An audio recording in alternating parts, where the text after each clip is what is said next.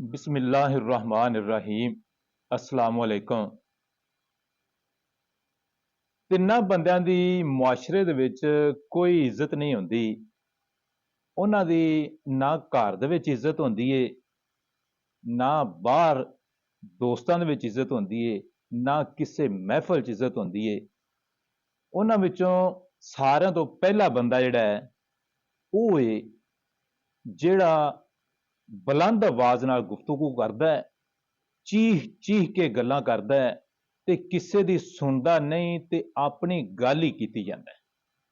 ਉਹਦੀ ਕੋਈ ਇੱਜ਼ਤ ਨਹੀਂ ਹੁੰਦੀ। ਸਾਰੇ ਲੋਕ ਜਿਹੜੇ ਨੇ ਉਹ ਚਾਹੇ ਆਪਣੇ ਹੋਣ ਜਾਂ ਬੇਗਾਨੇ ਹੋਣ, ਉਹ ਉਹਦੇ ਤੋਂ ਜਾਨ ਛਡਾਉਂਦੇ ਨੇ। ਦੂਸਰੇ ਨੰਬਰ ਤੇ ਉਸ ਬੰਦੇ ਦੀ ਕੋਈ ਇੱਜ਼ਤ ਨਹੀਂ ਹੈਗੀ ਜਿਹੜੇ ਬੰਦੇ ਦੇ ਵਿੱਚ ਮੈਂ ਮੌਜੂਦ ਹੋਵੇ।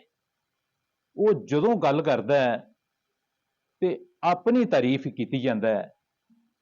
ਕਦੀ ਆਪਣੇ ਕੱਪੜਿਆਂ ਦੀ ਤਾਰੀਫ ਕਰਦਾ ਹੈ, ਕਦੀ ਆਪਣੇ ਜੂਤਿਆਂ ਦੀ ਤਾਰੀਫ ਕਰਦਾ ਹੈ, ਕਦੀ ਕੰਮਾਂ ਦੀ ਤਾਰੀਫ ਕੀਤੀ ਜਾਂਦਾ ਹੈ ਵੀ ਉਹ ਕੰਮ ਵੀ ਮੈਂ ਕੀਤਾ, ਉਹ ਵੀ ਮੈਂ ਕੀਤਾ, ਮੈਂ ਇੰਨੀ ਤਾਲੀਮ ਹੈ ਮੇਰੀ, ਮੈਂ ਫਲਾਂ ਜਗ੍ਹਾ ਤੇ ਮੁਲਾਜ਼ਮ ਹਾਂ, ਮੈਂ ਇਸਲਾਮਾਬਾਦ ਗਿਆ, ਮੈਂ ਕਰਾਚੀ ਗਿਆ, ਮੈਂ ਬਾਹਰ ਦੇ ਮੁਲਕ ਗਿਆ।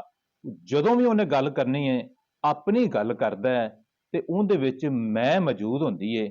ਉਸ ਬੰਦੇ ਦੀ ਵੀ ਮੁਆਸ਼ਰੇ ਦੇ ਵਿੱਚ ਕੋਈ ਇੱਜ਼ਤ ਨਹੀਂ ਹੁੰਦੀ। ਤੇ ਤੀਸਰਾ ਉਹ ਬੰਦਾ ਹੈ ਜਿਹੜਾ ਆਪਣੀ ਇੱਜ਼ਤ ਖੁਦ ਨਹੀਂ ਕਰਦਾ, ਉਹਦੀ ਕੋਈ ਵੀ ਇੱਜ਼ਤ ਨਹੀਂ ਕਰਦਾ। ਜਦੋਂ ਉਹਨੇ ਗੱਲ ਕਰਨੀ ਹੈ ਤੇ ਆਪਣੇ ਆਪ ਨੂੰ ਇੰਨਾ ਗਿਰਾ ਕੇ ਗੱਲ ਕਰਨੀ ਹੈ ਵੀ ਦੂਸਰੇ ਨੂੰ ਇੰਨੀ ਵਡਿਆਈ ਦੇ ਦੇਣੀ ਹੈ ਤੇ ਖੁਦ ਜਿਹੜਾ ਹੈ ਜਦੋਂ ਕਿਸੇ ਨਾਲ ਮੁਲਾਕਾਤ ਕਰਨੀ ਹੈ ਜਾਂ ਗੱਲ ਕਰਨੀ ਹੈ ਤੇ ਉਹਨੇ ਇਹ ਕਰਨਾ, ਅਸੀਂ ਜਨਾਬ ਗਰੀਬ ਆਦਮੀ ਆ, ਅਸੀਂ ਮਾੜੇ ਆਦਮੀ ਆ, ਅਸੀਂ ਜਾਹਿਲ ਆਦਮੀ ਆ, ਤੁਸੀਂ ਅਮੀਰ ਜੇ, ਤੁਸੀਂ ਤਾਲੀਮ ਯਾਫਤਾ ਜੇ। ਤੇ ਆਪਣੀ ਜਿਹੜੀ ਨਾ ਉਹਨੂੰ ਗਿਰਾਵਟ ਦੇ ਵਿੱਚ ਲੈ ਜਾਣਾ, ਆਪਣੀ ਕੋਈ ਪਰਸਨੈਲਿਟੀ ਜਿਹੜੀ ਹੈ ਨਾ ਉਹ ਨਹੀਂ ਮਹਿਸੂਸ ਕਰਨੀ। ਤੇ ਜਿਹੜਾ ਬੰਦਾ ਖੁਦ ਆਪਣੀ ਇੱਜ਼ਤ ਨਹੀਂ ਕਰਦਾ ਉਹਦੀ ਕੋਈ ਵੀ ਇੱਜ਼ਤ ਨਹੀਂ ਕਰਦਾ। अस्सलाम वालेकुम वरहमतुल्लाह।